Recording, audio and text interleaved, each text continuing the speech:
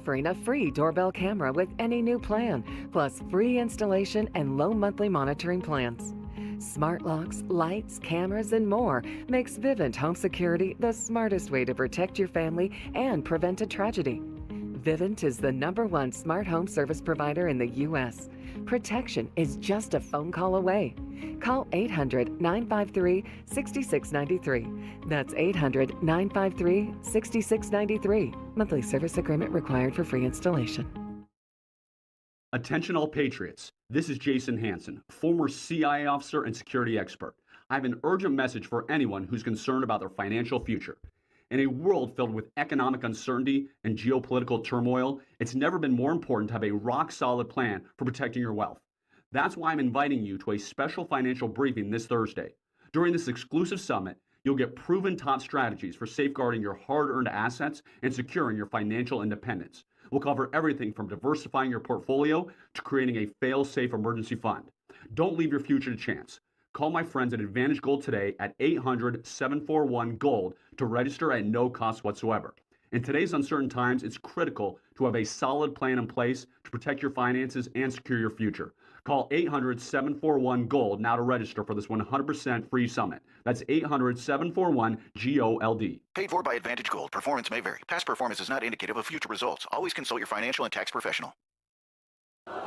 The IRS, the world's most aggressive collection agency. They can seize your property, bank account, and garnish your wages. They cause sleepless nights for millions of Americans. Don't be one of them. If you owe $10,000 or more to the IRS or state, get protected today. Call 800-312-9970. Coast One Tax Group, protecting your bank, home, and your sleep since 2008. With hundreds of 5-star reviews and an A+ on the Better Business Bureau. Call Coast One Tax Group, 800-312-9970. Stanley from New York owed $93,000. The IRS placed a levy on his bank account. Coast One released the levy and settled with the IRS for $2,000. Mark in Michigan owed $225,000. After Coast One stepped in, Mark walked away paying less than $1,500. Call Coast One now. A 10-minute call can save you up to 93% on your back taxes. Get your fresh start today. That's 800-312-9970. Individuals and businesses with tax problems, listen carefully. Do you feel like you're losing control of your finances? If you owe over $10,000 in back taxes or have unfiled tax returns, we can help you take back control. The IRS is the largest and most aggressive collection agency in the world. Let's garnish your paycheck, close your business, and file criminal charges. Take control of your tax problem now by calling the experts at U.S. Tax Shield and take advantage of the Fresh Start program and new laws that may allow us to negotiate a settlement for the lowest amount possible. Our team of tax attorneys and enrolled agents can stop collections and get you protected so you can take control of your financial future. U.S. Tax Shield offers a price protection guaranteed quote to get you protected today. U.S. Tax Shield is A+ rated with the Better Business Bureau, so call now. 800-785-9132. That's 800-785-9132. U.S. Tax Shield. 800-785-9132.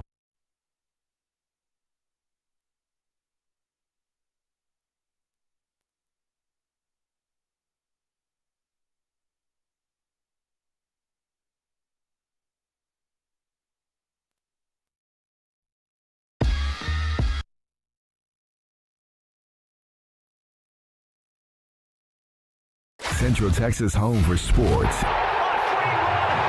It's Centex Sports Network and Infinity Sports. Catch all your in-depth sports analysis with the best. The hottest sports show in the evening is Centex Primetime, hosted by Jalen Gillis. Act like y'all. Weekdays 5 to 7. This is the Central Texas #1 leader in sports. Centex Sports Network. That's right, sports fans. We can talk about sports. And Infinity Sports. Central Texas home for sports. It's Centex Sports Network and Infinity Sports. KWBT-FM, HD2 Waco, Temple, Killeen, Fort Cavazos. The new leader in sports in Central Texas is Centex Sports Network and Infinity Sports. Holy Jesus. What is that? It's time to get in the game. You know what time it is. Tune in to Primetime Sports Talk with Jalen Gillis. To me, you are nothing. your go-to source for breaking sports news in Central Texas and exclusive Dallas Cowboys coverage. Start it up. Let's go. Catch us Monday through Thursday from 5 to 7 p.m. on the Centex Sports Network and Infinity Sports.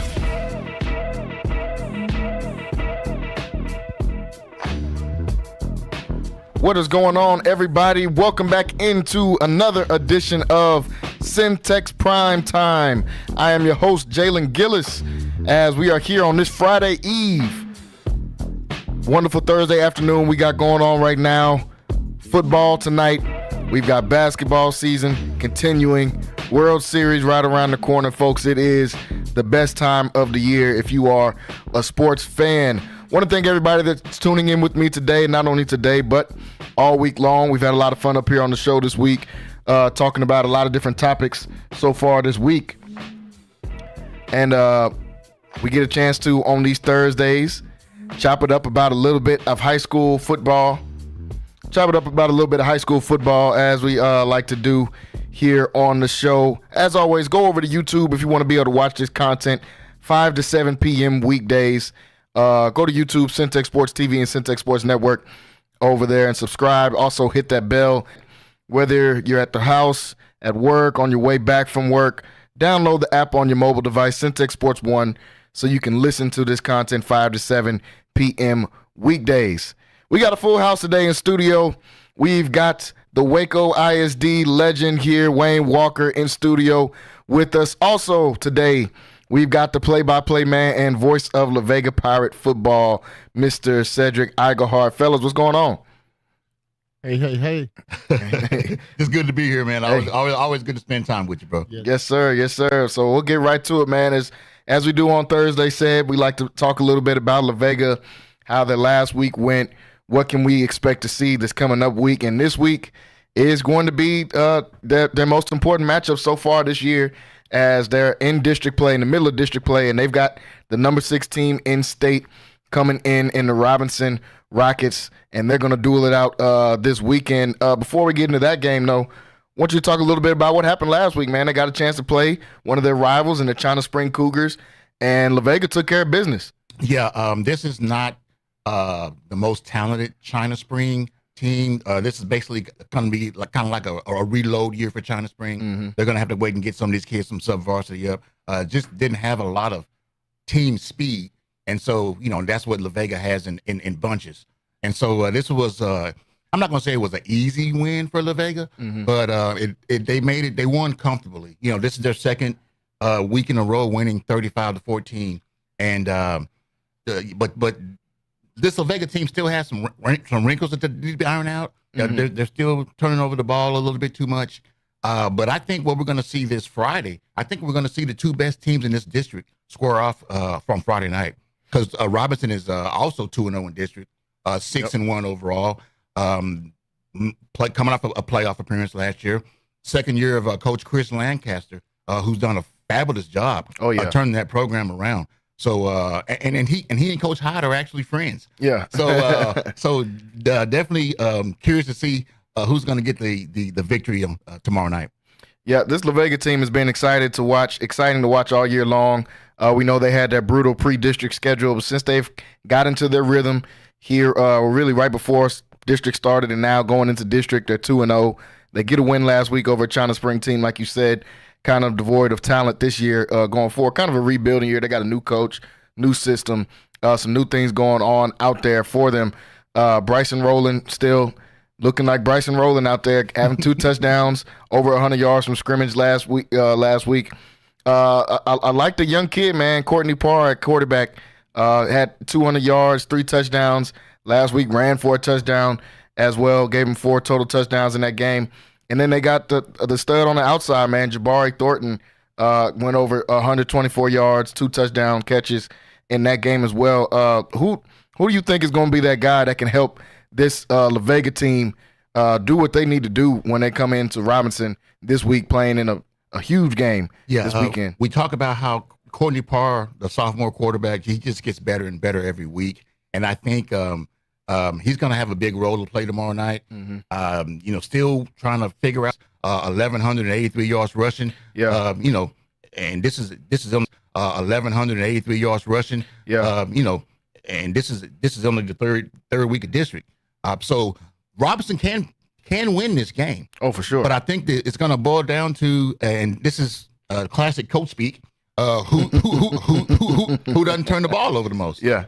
Now, you've gotten a chance to watch so far this year, but just thinking about the teams they've had in years past, and what do you think their calling card is going to have to be going into an important game like this they're playing Robinson this weekend? Well, La Vega is a traditional powerhouse around Central Texas. Mm-hmm. A team that's year in and year out is in state contention. So, I think they'll raise to the occasion.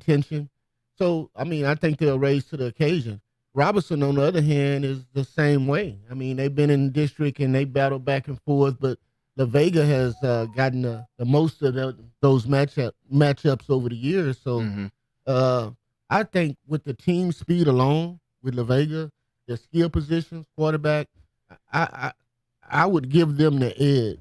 Yeah. Hadn't seen La Vega a lot, seen a little bit of it, but hadn't seen a lot of him. But we got the expert over here. Yeah, Cedric, yeah. I'm just saying you see him week in and week out. Yeah. So, I was gonna say you hit it on the head. La Vega definitely has more speed overall on both sides of the ball, because that defense flies to the football. But the problems that La Vega, and I'm not, listen, if you ask me who's going to win the game tomorrow, I'll tell you La Vega. Mm-hmm. Yeah, I'll tell you La Vega all day long. But Robinson is a team that's capable of making La Vega pay if La Vega makes mistakes. That's all I'm saying. No, for sure. And Robinson, well-coached team. Like you said, I love the job that Coach Lancaster has been doing since he's been out there at Robinson. Having them ranked number 6 in the state, man, it's been a while since Robinson's been ranked a top 10 team. And, it just reminds you of the old days, how this district used to look kind of in the 2000s, around in that time when a lot of these teams were good. Robinson had a good team. La Vega had really good teams. China Spring had really good teams. And they're starting to get back to it now that they're all back in this district together, and it's been fun to watch so far. You touched on him a little bit. Evan Marino for Robinson, man, he's been a stud all year long. He's coming off a game against a tough Conley team where they got to win. Had 26 carries, 188 yards, and 3 touchdowns in that game.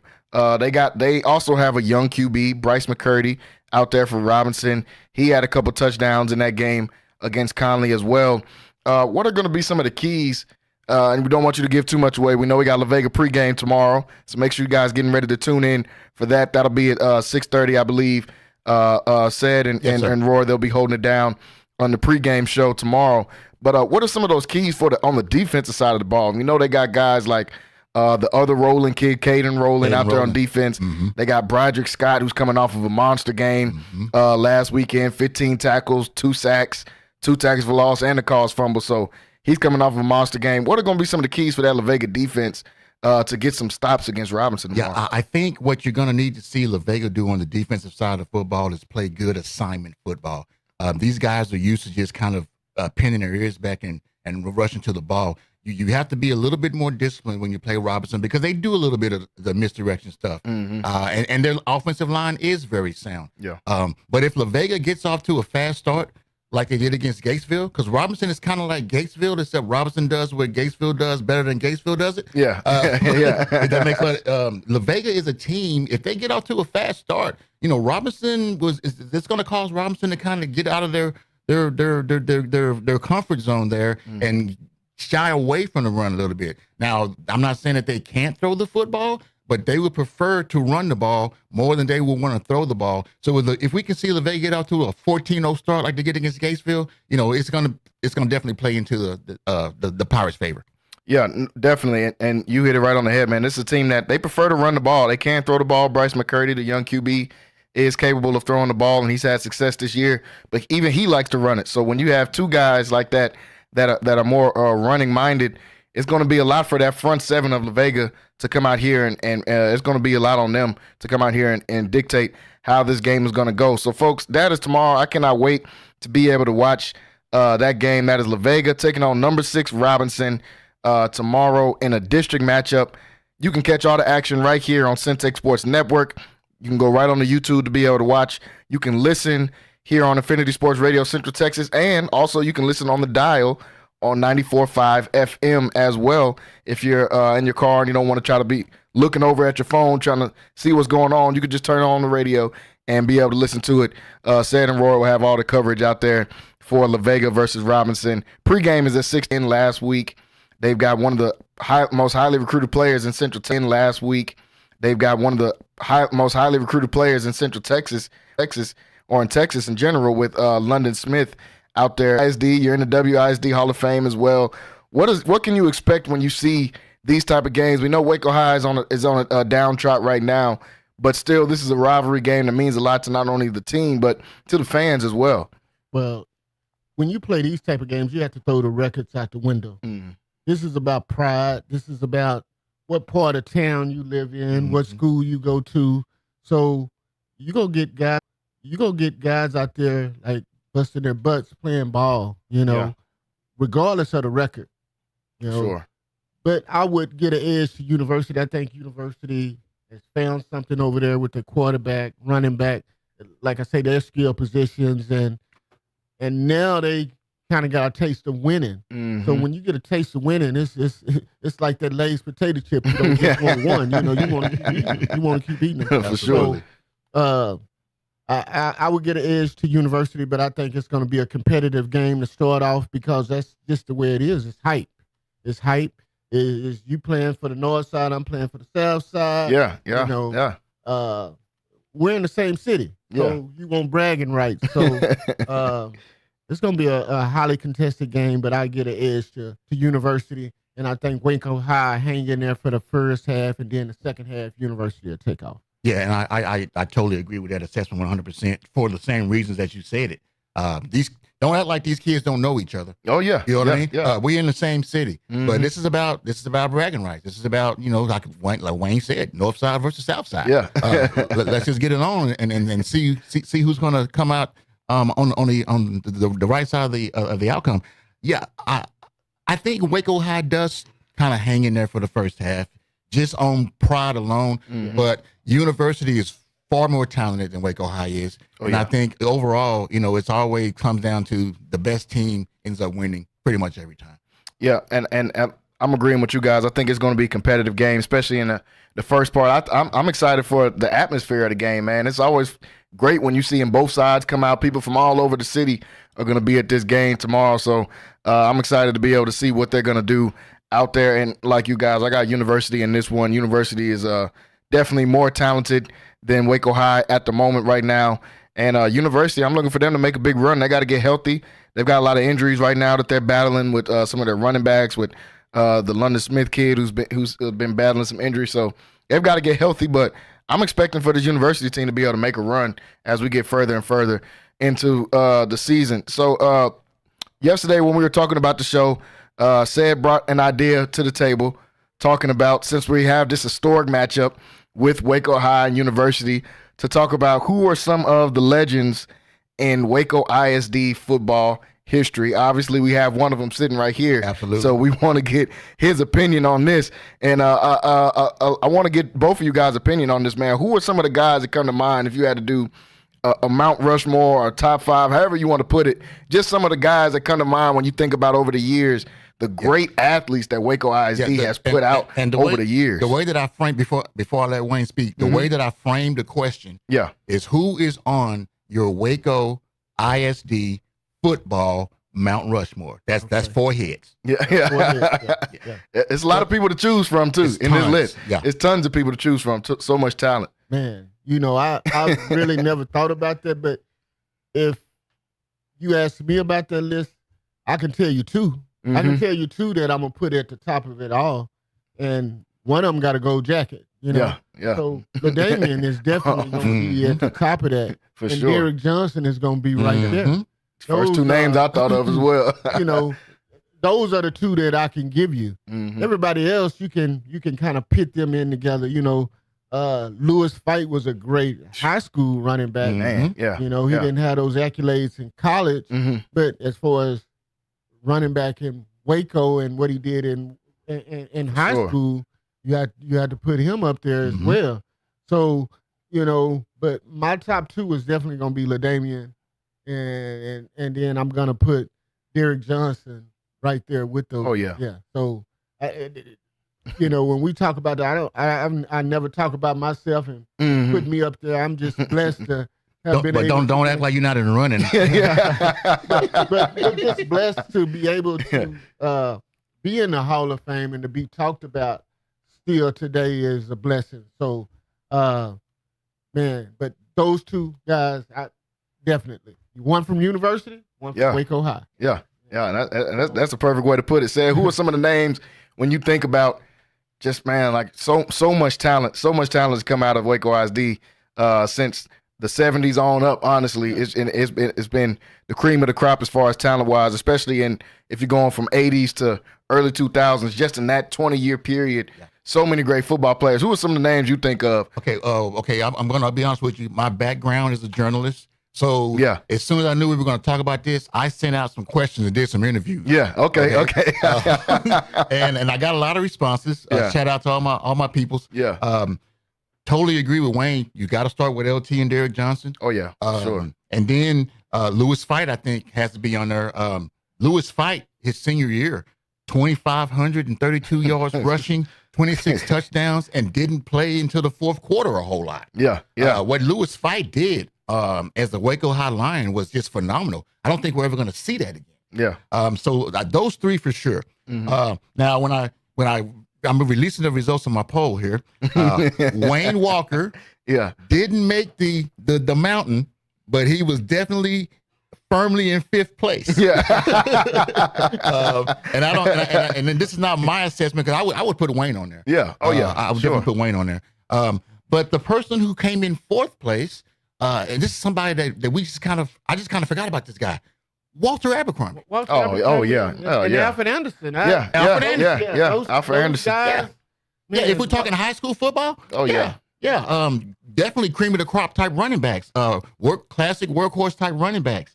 There was some interesting names that came up. I asked my father and my uncle, and they're both in their 70s, and they swear up and down the best athlete they've ever seen in Waco is a guy named Richie Allen. And I said, well, who is Richie Allen? And he said, man, listen, Richie Allen was Jim Brown before there was Jim Brown.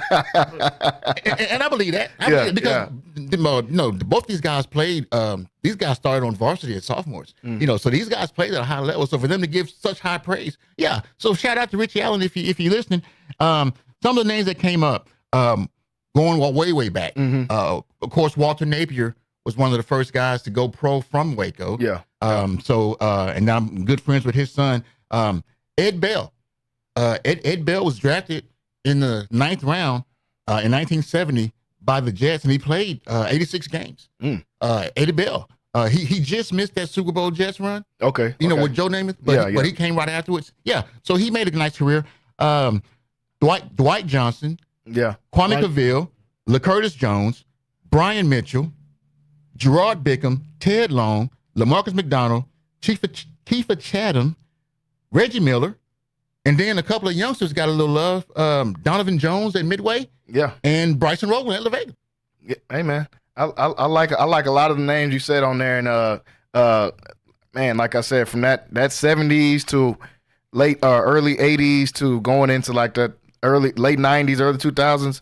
So much talent, man, and you hit the nail on the head naming a lot of those names, man. And there's one name that came up, and I want to get you guys' opinion about it.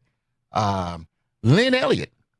Yeah, Lynn Elliott, guy went to Texas Tech with me. We used to ride together back and forth from Waco. Played with my brother during the Waco High era. But Lynn is a good player. Lynn has a Super Bowl ring. He does. Yeah. So. If you want to talk about one guy that has a Super Bowl ring, you definitely have to put him in there. Yeah. And I was teammates with Chubby, so I remember playing with Lynn. Whenever Lynn took the field, you could just go ahead and just tack 3 onto the scoreboard, whatever was going on. The guy was incredible. He was all district soccer 4 years in a row. So kicking was what he did. Yeah. And like you say, you saw how efficient Lynn was at Texas Tech, and then we all saw him kicking a Super Bowl for the Cowboys. You got to give Lynn Elliott a little love. Oh yeah, no, for sure. Barefooted kicker. But me and Lynn still talk today, and you would have to definitely put him in that conversation as one of You know, when you talk about one of, you know, like I say, you could throw a lot of guys because we're talking about generations. You know, generation from generation to generation. And in everybody era, there was somebody that you can throw their name in there and say, hey, they were a great player. They were a great player. I heard some names on said list that I hadn't heard in a long time. But I thought they were all good, you know, good players. No, for sure. So, I mean, when you talk about, you know, it's a long list, a long laundry list of guys that you can throw in there that had great high school careers, and that's a great list. I think that's a good list. And like you said, it's generational. Everybody has their people in their era. I got to shout out some of the people from my era, people like Jay Salubi that was at Waco High, Jay Hubert that started at Waco High and left. Best person I seen play high school football, Ahmad Dixon, that was at university and went to Midway after that. Got to shout out Andrew Billings, went to Waco High. He's in the league right now, starting. He's still starting right now on the Bears. I mean, there's so many guys. Ryan Stewart, a lot of guys from that was in my era right there. Then, man, just so many good football players. You got guys who are still currently writing their stories. For sure. The Wiseman kid at UT, quarterback. You know what I mean? So this is just a talent-rich area, and just within Waco ISD. And I say Waco ISD, I really mean the Waco area.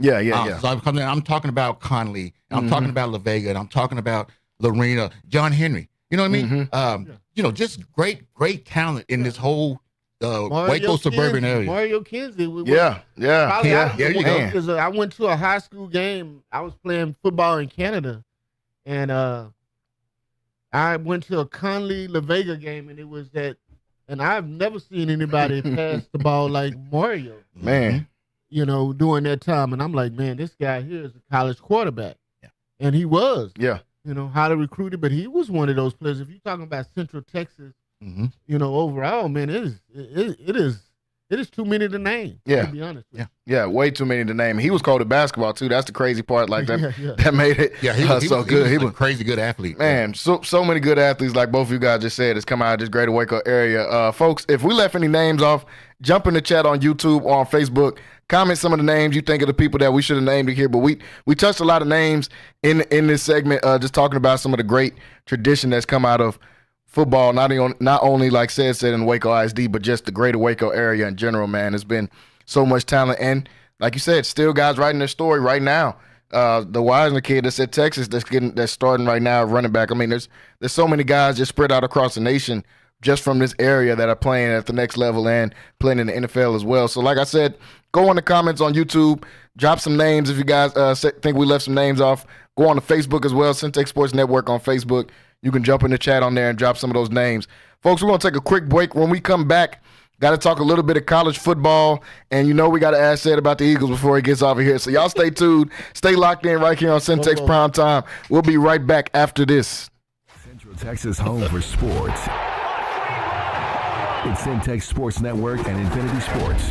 Catch all your in-depth sports analysis with the best. The hottest sports show in the evening is Centex Primetime, hosted by Jalen Gillis. Act like y'all. Weekdays 5 to 7. This is the Central Texas #1 leader in sports. Centex Sports Network. That's right, sports fans. We can talk about sports. And Infinity Sports. Are you looking for something new and unforgettable in Waco? Come to the Blazing Asian, where authentic Cambodian flavors meet creative culinary flair. Voted People's Choice as Waco's #1 Asian restaurant since 2019 by both the Wacoan Magazine and the Waco Tribune Herald. Located inside the popular Union Hall on 8th and Franklin, we're serving up family recipes with a twist. Blazing Asian egg rolls are rolled fresh daily, and their sauces or marinades are made in-house with love. Stop by today. Located inside the popular Union Hall on 8th and Franklin. And for Baylor students, enjoy 10% off with your student ID. Lighthouse Streaming, a full-scale media agency and your go-to source for all things audio and video. Is your church long overdue for audio and video upgrades? Call Lighthouse Streaming for a free consultation. Does your corporate or church event need audio or video production? Don't stress. Call the guys at Lighthouse Streaming. In business since 2017, Lighthouse Streaming has produced hundreds of live events and completed dozens of church and venue installations. Whatever your AV needs are, Lighthouse Streaming has you covered. Give them a call at 254 254-252-4206. That's 254-252-4206. Or go to lighthousestreaming.com and set up your free consultation. NSJ Event Co., one of the premier event designers in Central Texas and a Centex Sports Network supporter. Voted Waco Awards Event Planner of the Year 2021, NSJ Event Co. is your go-to source for event planning. Whether it's your next baby shower, birthday bash, wedding, or retirement party, NSJ Event Co. will bring out the elegance, class, and style your event deserves. Call NSJ Event Co. at the number on the screen or scan the QR code to schedule a free consultation. NSJ Event Co., where the party lady takes care of all your event needs.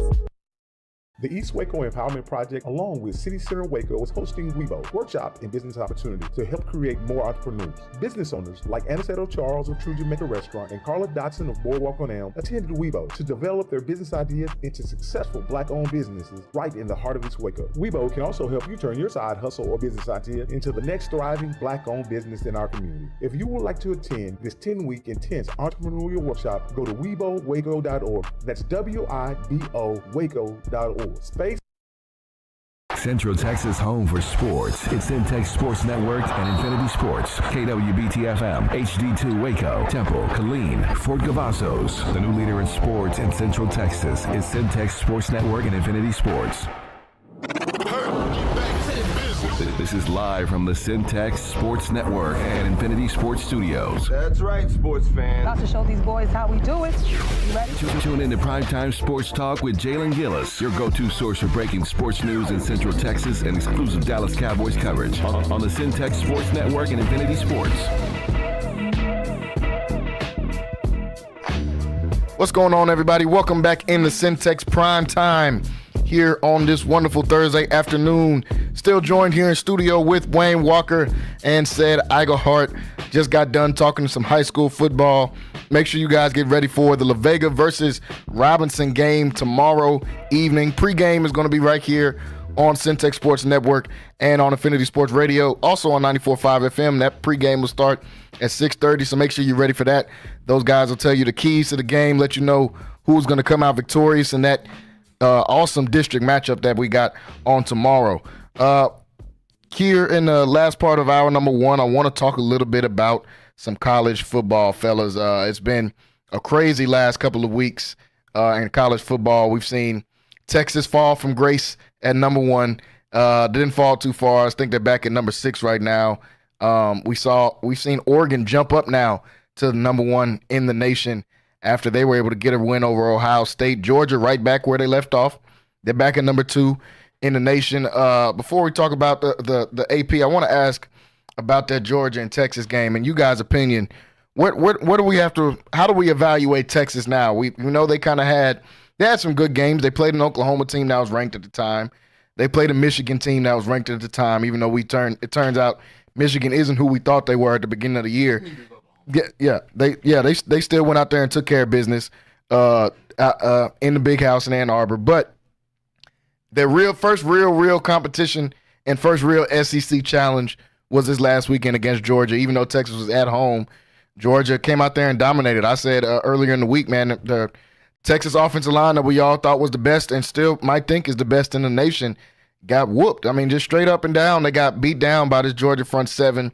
We see why they said Georgia might have 6 projected first-round picks on their defense, and a lot of those guys play in that front seven. When you think about especially guys like Micah Williams, who was a preseason All-American coming into this season, he came out there and had 2 sacks in that game. We seen the strange QB change and then change back that we saw from Steve Sarkisian when he pulled Quinn Ewers for what only turned out to be a couple series just to bring him right back in the game. So how do you guys evaluate this loss for Texas, and what do we think about them going forward in this? Wayne, I'll start with you. What do we think about Texas going forward now after losing against Georgia last weekend? Well, it came up against a tough Georgia team that was already battle-tested. Mm-hmm. You know, played Alabama, played some of the good teams in the Southeast Conference. And they came out on a mission. They out-physical Texas. They beat them in all phases of the game, pretty much. And like you said, they're right back where they need to be, number 2. Texas going forward, I think they still have an LSU. I think they still have A&M. They got A&M. I don't think they play LSU. They don't play LSU? Not in the regular season. Okay. They do have A&M at the end of the season, though. And that's kind of how I figured. Once we talked about it before the season even started, and everybody was saying Texas had a really good football team, but everybody thought that Georgia was ahead of the Southeast Conference. And that's what it's going to turn out to be. And everybody in the Southeast Conference is going to beat up on each other. Yeah. You got these cross rivalries, and teams are just going to beat up on each other. But I would put Georgia at that list. But Texas, we'll see what A&M is made of this week when they play LSU. And if they can come out victorious, that Texas A&M Texas game is going to be a big game. Oh, man. I think it's over the Thanksgiving holidays. Like it used to be. Yeah. So that's going to be a big game, but they definitely need some work because that was really their first big test. Michigan, like you said, are not who they said it was. Oklahoma been getting beat up in the Southeast Conference. So going forward, Texas is we're gonna have to see where they stand because you've seen a lot this past weekend that their offensive line is not what they say it is. And when you talk about Southeast Conference, you always have dominant defensive lines. So they're going to have to get that figured out before they can move forward. Their defense played pretty well, but still were kind of dominated on that end. I mean, Kirby Smart, they came out with a great game plan. Schematically, they whooped Texas. Yeah. Physically and schematically. Oh, yeah. Yeah, and I agree with the fact that Georgia was definitely more physically dominant in that game. But I have a problem with what Steve Sarkisian did. In the first half, it was pretty clear. Georgia's going to blitz. They're bringing everybody. And for a guy who has a reputation of being the best offensive play caller in the country, you mean to tell me it takes you until the third quarter to make an adjustment for the Georgia blitz? If the linebackers are vacating the area, just run a guy behind there. And I didn't see that. And then I also think he made a mistake with Quinn Ewers. I'm not a big Quinn Ewers fan. I'll go ahead and put that out there. But the problem with Quinn Ewers, when you're talking about who's the better passer, him and Arch Manning, they're about the same. But the difference is Arch Manning can move. He's mobile, and so he would have, he would have been able to elude some of those negative plays that Quinn Ewers just couldn't get out of the way of. So Texas is going to have to do a little bit better on the coaching side. The talent is there. This is a team that can definitely get into this 12-team playoff and make some noise. No doubt about that from a talent standpoint. But I'm just kind of concerned that it just took so long to make adjustments to what Georgia was doing. Kirby Smart definitely won that particular test match. That's what I was talking about schematically. You have to be able to make in-game adjustments, and you have to get that from your press box and from your coaches. And you can see it as a coach on the field, but like Sid said, they schematically, I mean, they blitzing all over the place. Yeah. You have to be prepared for that.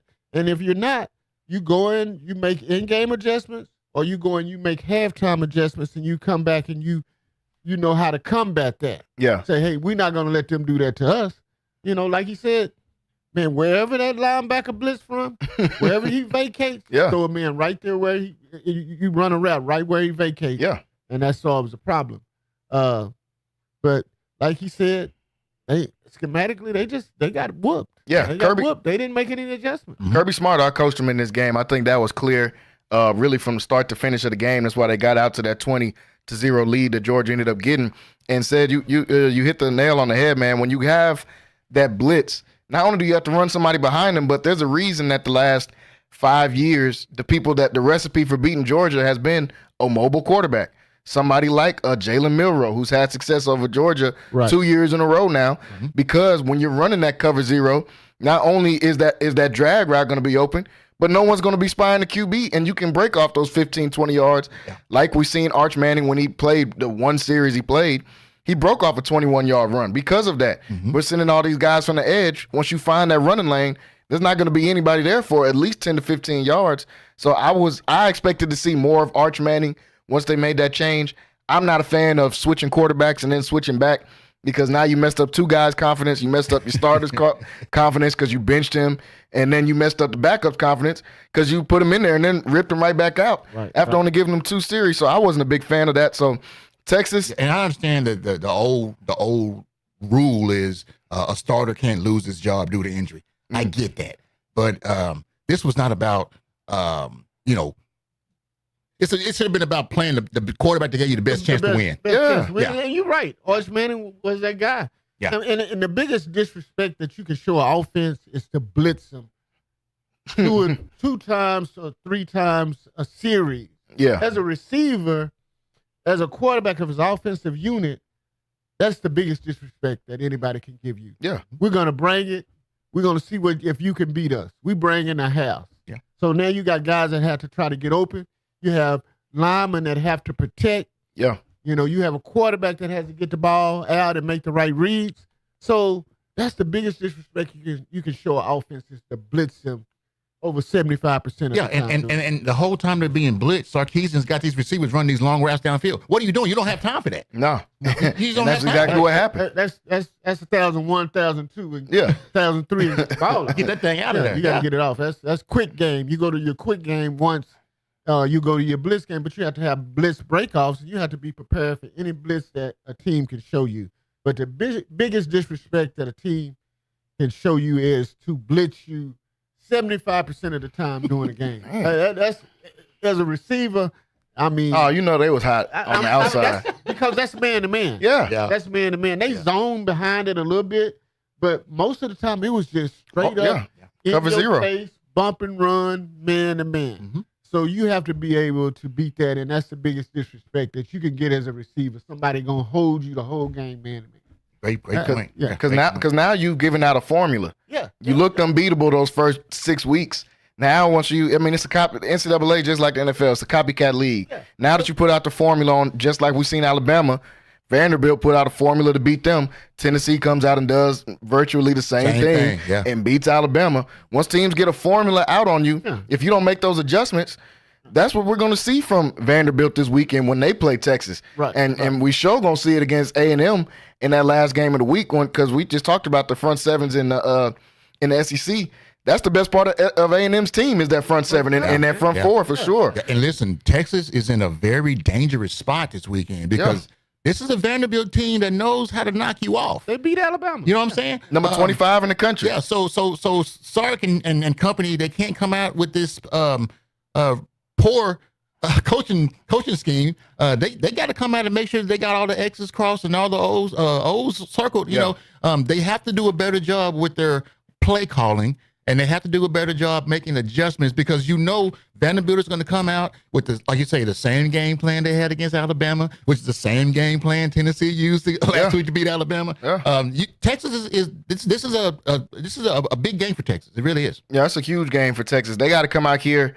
Even if they win, I feel like they have to assert dominance because right now you got beat down the last week and everybody's kind of looking at you like, were you really the champ or were you just a paper champ at the beginning, beating up on teams that we figured out now are lesser, like an Oklahoma, like Michigan. So they got to come out here and make a statement against them. And this SEC is loaded, man. It's important to win every game, even though the games you're not thinking about or that's just going to be a brush over. We saw what happened to Alabama. They ain't lost to Vanderbilt in 40, 50 years, and they lose. So you can't come out here and just kind of because the SEC, there's no room for error now at this point.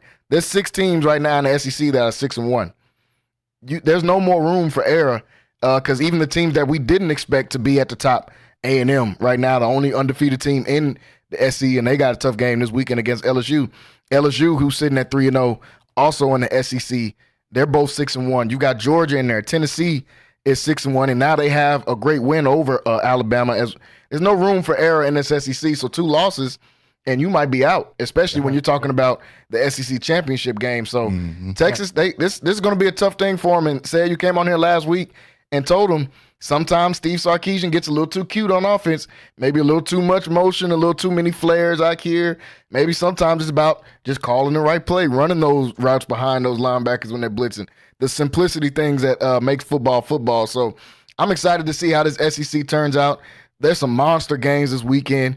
Especially that LSU A&M game is going to be a huge game for SEC implications. as well. So there's a lot of good games going on. Even in the Big Ten, there's a lot of, I feel like a lot of trap games this weekend. This Vanderbilt-Texas game is almost like a trap game. You're coming off of a loss. I feel like that with this Oregon playing Illinois this weekend. Illinois is a team that's ranked number 20. They're 6-1 right now. They're number 20 in the nation. Oregon now put up on the pedestal of number 1. They beat Ohio State a couple of weeks ago.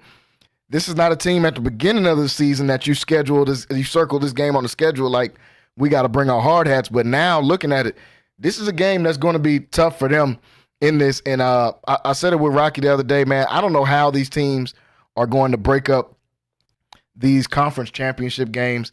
That's what I wanted to ask you guys about. I don't know how these teams are going to break up these conference championship games. I just told you there's six teams in the SEC right now that are sitting at 6-1. Only 2 teams can go to the conference championship game.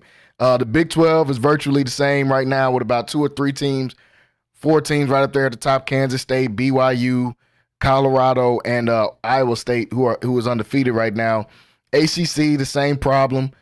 I don't think Clemson and Miami play each other throughout the rest of this regular season, and they're both sitting at the top of the ACC. SMU doesn't play either one of those teams, and SMU is 6-1 right now, sitting at the top of the ACC as well.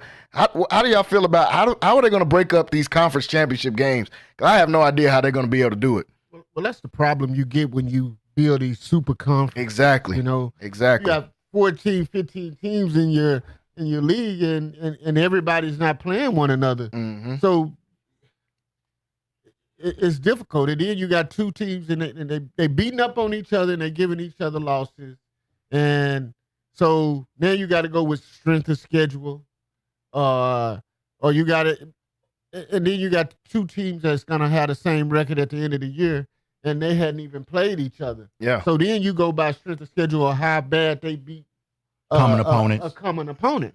It's crazy. It used to be simpler. Yeah. It used to be a lot simpler. Yeah. But now they got their work cut out for them trying to figure all this stuff out. Yeah, and this is, like you say, this is the problem that comes with building a super conference. We've seen the Pac-12 basically blow up because these teams are leaving to try to go to bigger conferences. Mm-hmm. And now you have a Big Ten with too many teams in it. Way too You many. have an SEC with too many teams in it.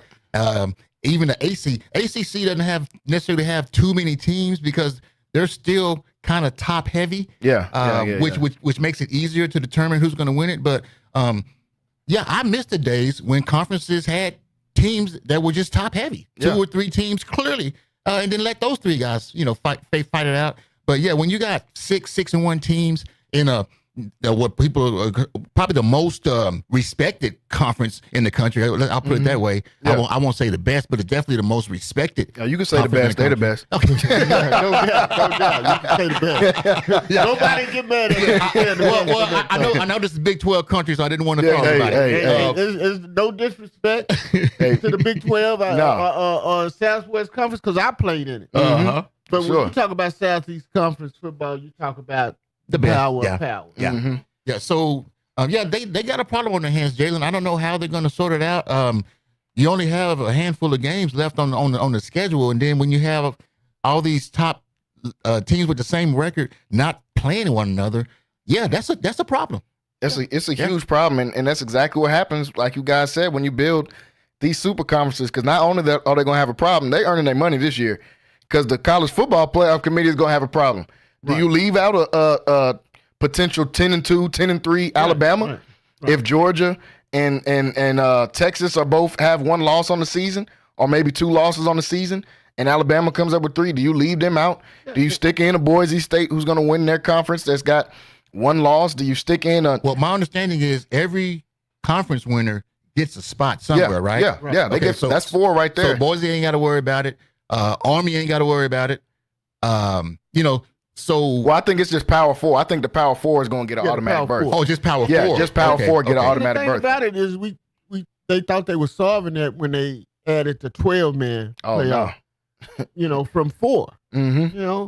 But man, it just makes it more difficult to go out and choose it because now, like you said, now you're gonna have these teams that lose 2 games that still can get in. You may put 2 teams in that lost 2 games. Well, how do you decipher that from the other teams that lost 2 games? Yeah. You know, you're going to go strength of schedule, or you're going to go one of your dominant guys like from the Southeast Conference, or what is it? Big Ten. Big Ten. Yeah, well, what they're going to do, I'm going to tell you what they're going to do, because they're going to do what they always do. They're going to pick a team based upon ratings. They're going to pick the most prestigious team. Alabama. So you're saying Alabama's getting in? If Alabama doesn't lose the rest of the season, they're in there because they're Alabama. They beat Georgia. You know, exactly. You know, they beat Georgia. And there's just high profile programs. They're not going to get left out of this thing. Texas won't get left out if they handle their business. Notre Dame won't get left out. Oh yeah, if they handle their business. Ohio State's going to be there. Oregon will be there. You know, so it's just about, you know, but they want to say that this thing is about. It's how you travel. That's how the bowl games were always given out. Mm-hmm. I'm gonna put a Texas team in the Alamo Bowl because I know they travel. I know they're gonna bring their fans. So we want to invite them to the Alamo Bowl. You know? And it's not just traveling now; it's the TV money. And it's the TV money. Man. Yeah. It's who can get the top ratings. It's just like everything else. It's just like everything else. Everything is a business. So, college football is a business. Oh yeah. You know, they paying the players. So, like Sid said, they're gonna get those guys that can travel and that's gonna get those TV ratings. So, hey, we can make money off of this. Mm-hmm. They expanded to 12 for a reason. Oh yeah. They're trying to get a couple extra dollars out of that, and that, I mean, it's so many scenarios. Like if you put a Alabama in there and you put a Georgia and you put Texas, how do you leave out LSU? Or are you gonna put 4 or 5 teams in from the SEC? You got the Big Ten that's got Ohio State and Oregon are probably gonna make it. What happens with Penn State, who's undefeated right now? Indiana, who's undefeated right now.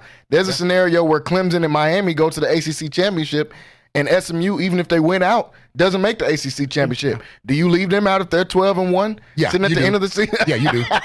That's what's going. It's going to be a lot of mad fans at the end of the year. BYU might get 1 loss on the season. You're going to leave BYU. I know they're going to leave BYU out, but I'm just saying you leave a BYU team out. So well, now BYU is in a different situation because as long as they keep handling their business, you know, they can win the Big 12. Oh, for sure. You know, so they'll be they can get in. Then you leave out Iowa State. Then Iowa State or looking like the head of the. Neither program is sexy, right? Mm-hmm. They're not attractive programs. But one of them are going to win the Big 12. Yeah. So you're not going to leave me out. Oh, yeah. Somebody's going to get in. Somebody got to win that. Somebody's going to get the automatic bid. Yeah. Somebody got to go. Somebody got to go from the Big 12. Yeah. If Army wins out, what y'all think? Army deserves to be there.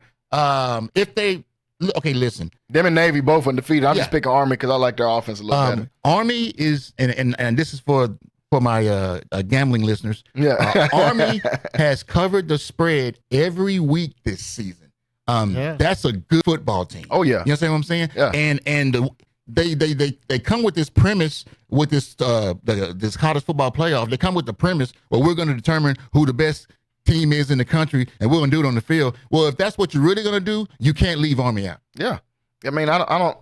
It's tough, man. I don't envy anybody in those positions right now. They're gonna have to earn their money this year, and it's gonna be a lot of hate mail from every corner of the country coming in this year, because even though they expanded it to 12 thinking that was going to solve the problem, it honestly just made it worse, because now you're going to give back in first place in that division, take the mantle from the Commanders that have it right now.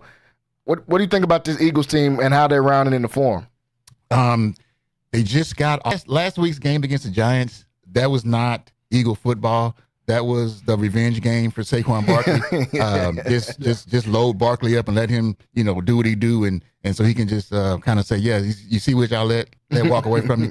But I think when everybody's healthy, the Eagles play their best offensive football when they establish the play action pass. That's what they do, because not only do you have to worry about the handoff to Barkley, but you also have to worry about the keeper by Hurts. And then even if Hurts is on keeping it and he's rolling out, he can look upfield and hit an open receiver. They're going to bring Dallas Goedert on these drags and things like that. They're going to run Smith and Brown on these go routes. So this is a team that can definitely. I'm not saying they're the best team in the NFC East. I'm not ready to go there yet, because the Commanders have really been impressive, especially with the quarterback play. But this is a team that's going to be a factor. This is definitely a playoff team that we're looking at. No, I agree. And I picked the Eagles to win this division at the start of the year, and I still think they have honestly the best chance to be able to do that. Washington at some point is going to cool off. I think it might be this weekend just because I'm concerned about the health of Jaden Daniels. He got hurt last week. They said it's a toss-up for can he play or not, and this Bears team isn't a slouch that they're going to play this weekend. So this might be the week for them to jump in. Looking at the Eagles game on Sunday, man, against this Bengals squad, Wayne, I'll start with you. What do you think about this Eagles and Bengals game? Because I think this is a more interesting one than people think because the Bengals record is 3-4, but the Bengals are kind of getting a little bit better, rounding in the form a little bit, at least on the offensive side. Joe Burrow's been playing phenomenal so far this season. Their team just hasn't been playing good. So right now, Cincinnati, a 3-point favorite in this game. They're playing at home. What you think about the Eagles and Cincinnati game on Sunday? Well, Cincinnati does something that the Eagles defend poorly. They pass the ball. Exactly. I think that's why they favored it. So, if the Eagles can figure that out and to figure out how they can defend Jamar Chase and Higgins, then I think they can win. And they gotta dictate the game with their offense because they have skill. They got players all over the field. They got 2 legit receivers. They got a tight end. They got a running back. They got a quarterback.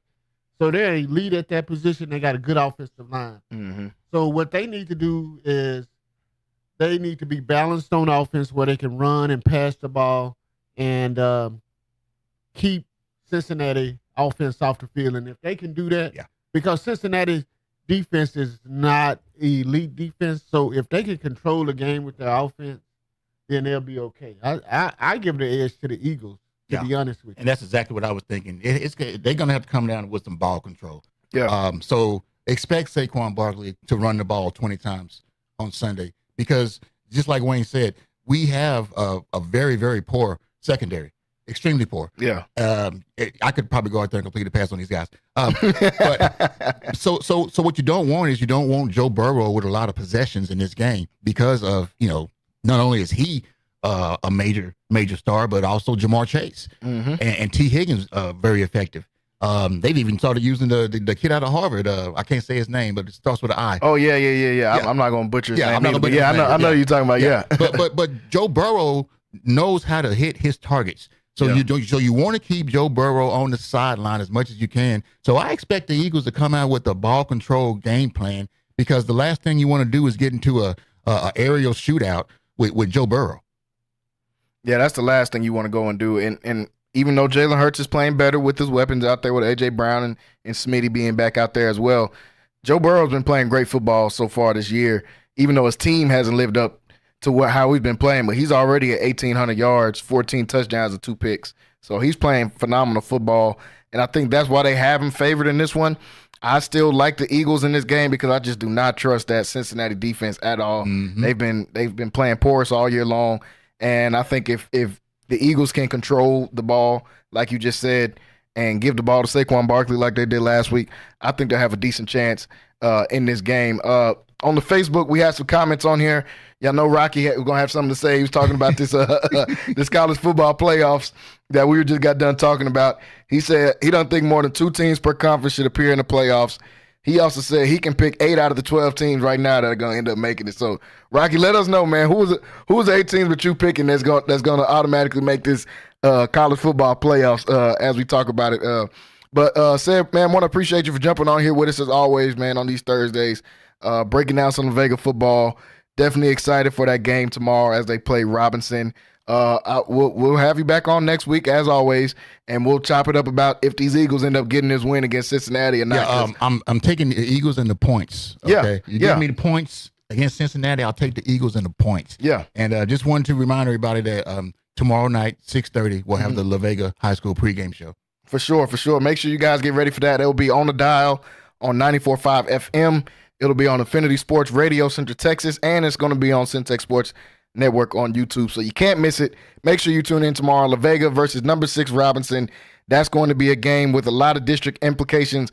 honestly kind of like a district title game, even though it's a couple of games away from the end of the season. But because they take they're going to take 4 teams out of this district.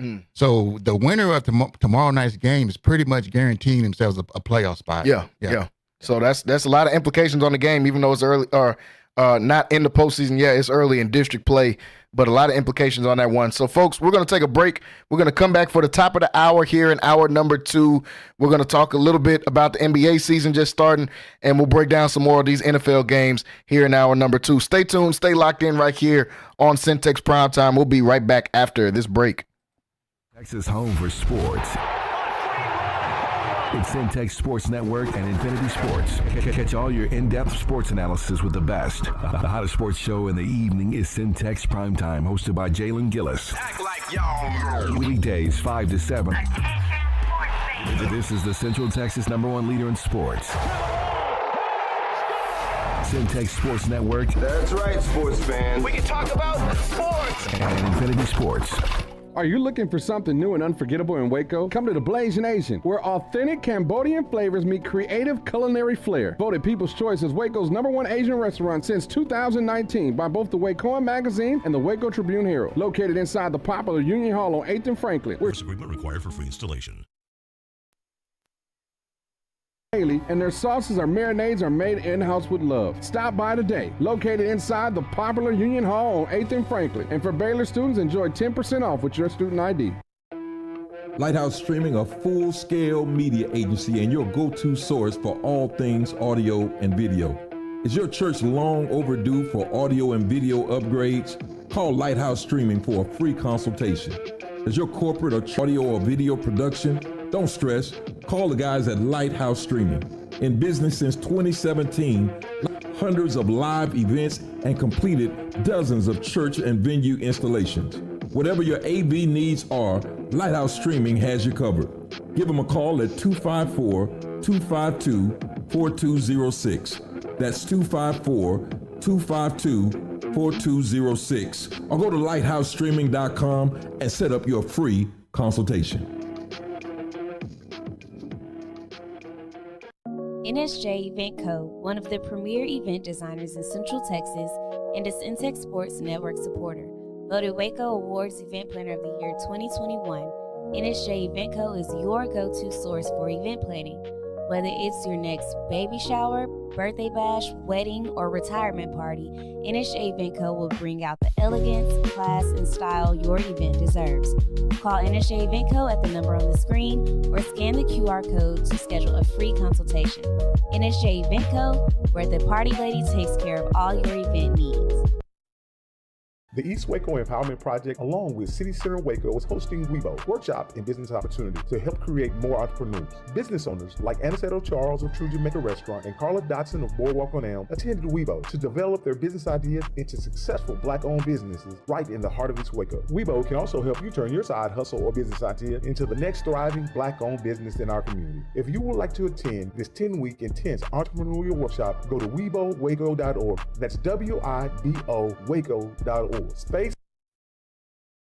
Central Texas home for sports. It's Centex Sports Network and Infinity Sports. KWBT-FM, HD2 Waco, Temple, Killeen, Fort Cavazos. The new leader in sports in Central Texas is Centex Sports Network and Infinity Sports. Holy Jesus. What is that? It's time to get in the game. Do you know what time it is? Tune in to Primetime Sports Talk with Jalen Gillis. To me, you are nothing. Your go-to source for breaking sports news in Central Texas and exclusive Dallas Cowboys coverage. Well, start it up. Let's go. Catch us Monday through Thursday from 5 to 7 p.m. on the Centex